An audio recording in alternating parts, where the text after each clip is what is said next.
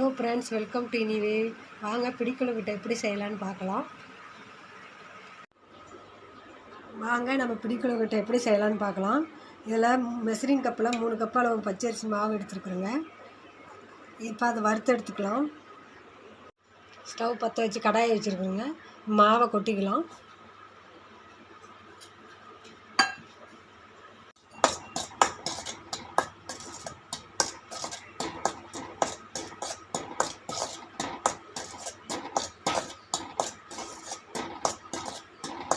Colour மாறாத வறுத்து எடுத்துக்கோங்க.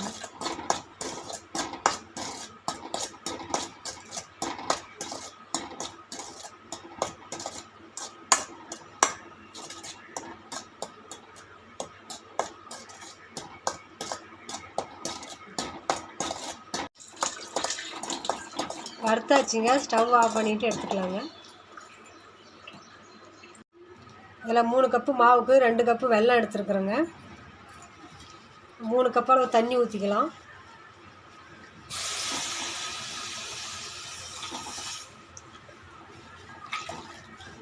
வெல்லம் கரைட்டுங்க.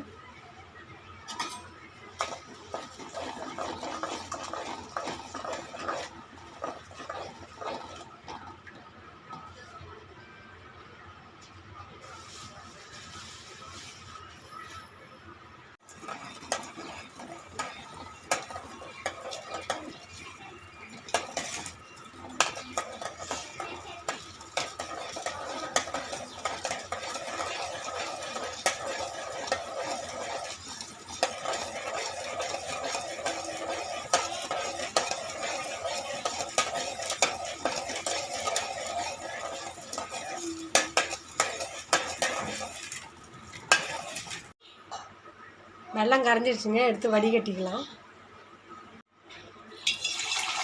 கல் தூசு இருக்குங்க, அதனால் வடிகட்டி வச்சு மறுபடியும் கொதிக்க வச்சுக்கலாங்க.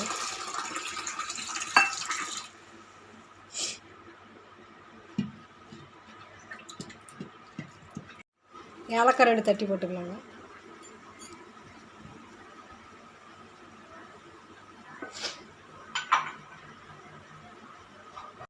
மாவை கொட்டி கிளறிக்கலாங்க.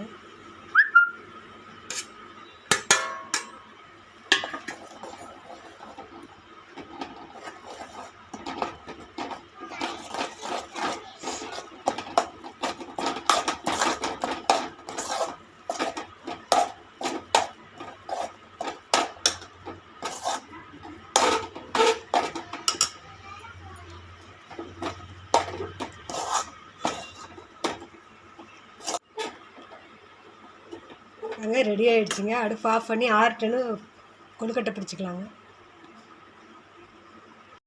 பாருங்க, ஆறிடுச்சு. நம்ம கொழுக்கட்டை பிடிச்சிக்கலாம்.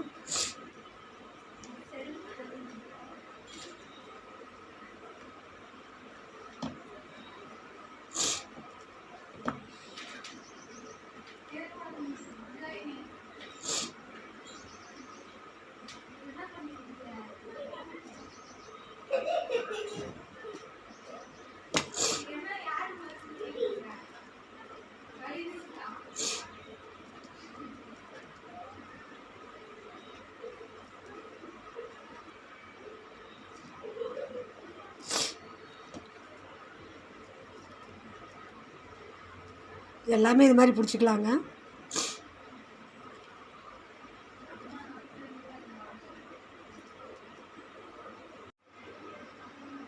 பாருங்க, கொழுக்கட்டை பிடிச்சாச்சுங்க. நம்ம இட்லி போனில் வச்சு வேக வச்சுக்கலாங்க. பாருங்க, அடுப்பத்தை வச்சு இட்லி போனி வச்சுருக்கிறோம். தண்ணி கொதிச்சிருச்சுங்க. தண்ணி ஊற்றி தண்ணி கொதிச்சிருச்சுங்க. இப்போ நம்ம தட்டு வச்சு துணி போட்டு வேக வச்சுக்கலாங்க.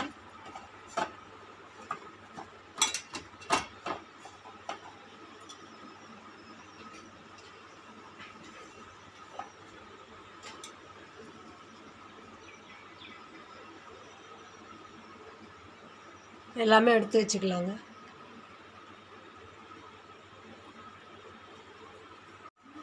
ஒரு மூடி போட்டு மூடி வேக வச்சுக்கலாங்க.